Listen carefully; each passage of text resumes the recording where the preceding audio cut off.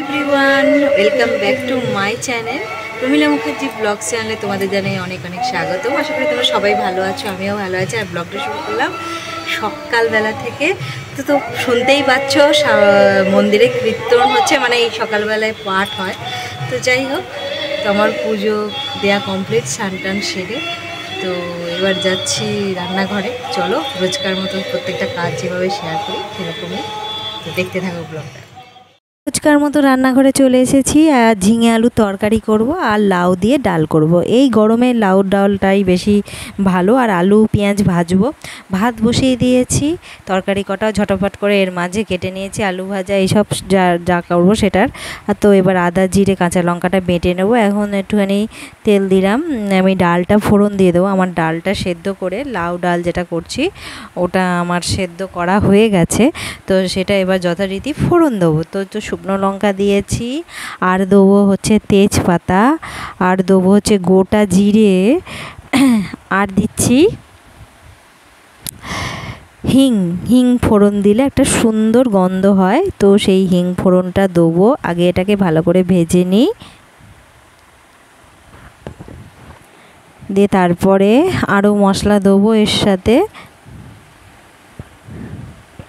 তো এটা মোটামুটি হয়ে গেছে। আর এখন দেখো একটুখানি হিং দিয়ে দিলাম, হিঙের সেন্টটাতেই দারুণ লাগবে খেতে। তো যাই হোক, এরপরে আস্তে আস্তে আদা জিরে, তারপরে ধনের গুঁড়ো জিরে গুঁড়ো দিলাম, দিয়ে তারপর ভালো করে দিলাম। ভালো করে এটাকে একদম শুকনো শুকনো করা পর্যন্ত, মানে কাঁচা গন্ধটা যাতে চলে যায় সেই অবধি এটাকে নাড়াচাড়া করে নিলাম। দিয়ে তারপরে এই মুগের ডাল লাউ দিয়ে যেটা করছি ওটা এবার ঝট করে ঢেলে দেবো।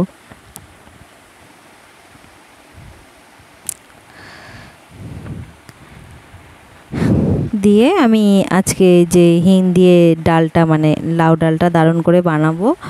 তো এইভাবে এটা হয়ে গেছে, আমি এবার ডালটা ঢেলে দেবো। তো আমি এতক্ষণ হলুদ দিতে ভুলে গিয়েছিলাম, তাই একটু হলুদটা দিয়ে দিলাম, কারণ আমি ডালেও হলুদটা দিইনি। তো এবার ঝরাত করে ডালটা ঢেলে দেবো।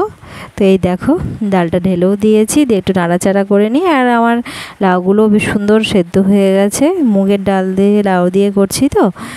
আর সেন্টটাও খুব ভালো এসেছে।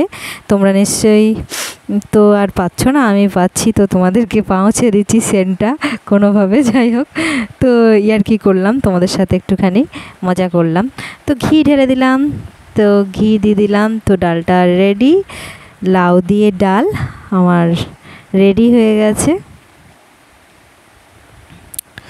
আর এইবারে করব আলু দিয়ে ঝিঙে আলুর তরকারি। এই গরমে আর কি করা যায়, এরকমই একটা তরকারি। আর ভেবো না যে আজকে নিরামিষ খাচ্ছি, কারণ এই যে জানোই তোমরা যারা আমার রোজ ব্লগস দেখো, যে আমরা তো দিনে ডিউটি থাকলে তো আজকের দিনটা আর কালকের দিনটা, না কালকে দিনের সকালটা, তারপর তো কাল থেকেই নাইট শুরু হয়ে যাবে। তো যাই হোক, ঝিঙে আলুগুলো জিরে লঙ্কা ফোড়ন দিয়ে যেমনভাবে একটা তরকারি করে নিরামিষই, সেরকমই তরকারিটা করছি। ভালো লাগে, মন্দ লাগে না এইসব তরকারি। যারা রান্না করো জানবে, ঝিঙে আলু তরকারিটা খেতে বেশ ভালোই লাগে। তো সেইভাবেই রান্নাটা করে নিচ্ছি।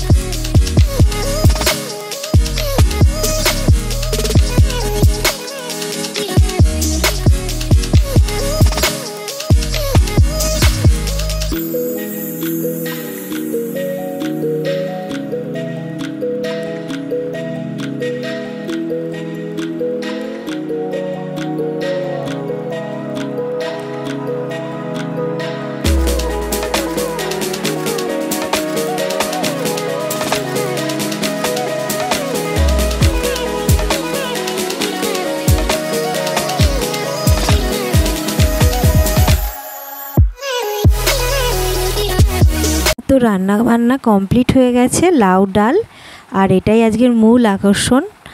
গরমে লাউ ডাল খাওয়া ভীষণ উপকার। আর আলু পেঁয়াজ ভাজা আর ঝিঙে আলুর তরকারি, এটাই আমাদের আজকে লাঞ্চ মেনু। আর আলু ডিম ভাজাটা আমরা মা ছেলেতে ব্রেকফাস্টে খাবো, তো পরে আসছি।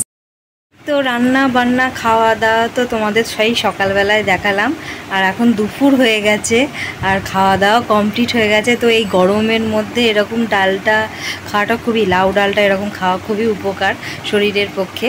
এত গরমে মানুষ এরকম ধরনের ডাল খেলে শরীর ভালো থাকবে। তো এরকম তোমরাও বাড়িতে বানাতে পারো, আমিও বানিয়েছি, আর অনেকে হয়তো বানাও। তো যাই হোক, এই বলে আজকের ব্লগটা শেষ করলাম। ভালো থেকো, সুস্থ থেকো, আনন্দ থেকো। যদি ভালো লাগে চ্যানেলটা অবশ্যই লাইক শেয়ার কমেন্ট সাবস্ক্রাইব করে পাশে থেকো।